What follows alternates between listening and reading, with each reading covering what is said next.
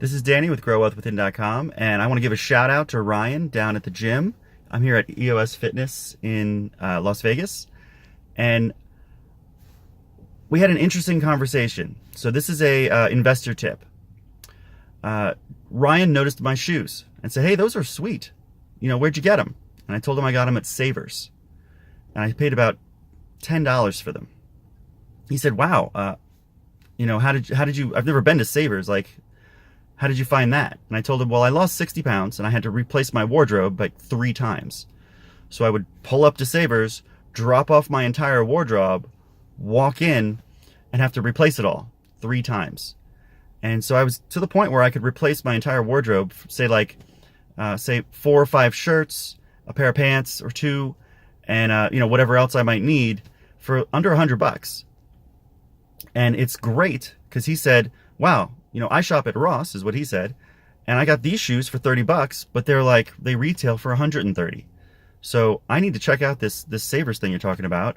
We had a little talk about weight loss and things like that. And the reason why I wanted to pause on this little conversation is it goes back to what I said yesterday about poor thinking and rich thinking. If you think about it, if I had, say, I don't know, $1,000, and I went shopping and replaced an entire wardrobe for $100, that leaves me $900 to go do things with.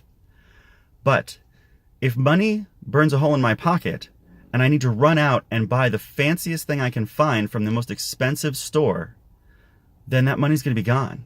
Like, that $1,000 would just be gone on a wardrobe. And that's a little bit of rich versus poor thinking. So taking the time, like myself and Ryan, to go out there and find a deal to get the same thing. The jacket I'm wearing right now is from the Gap, and I found it at Savers for like $12. So this is like a $100 jacket at least. I got it for $10. So that's the kind of thing that I'm thinking. That's just what I'm trying to express, is that poor thinking is running out and buying the fanciest new thing for the highest price that you can to be popular, to look like you're in style, when you can find the same things in other places for a fraction of the cost. So give that a little thought. What are some things that you love that you could get for a fraction of the price?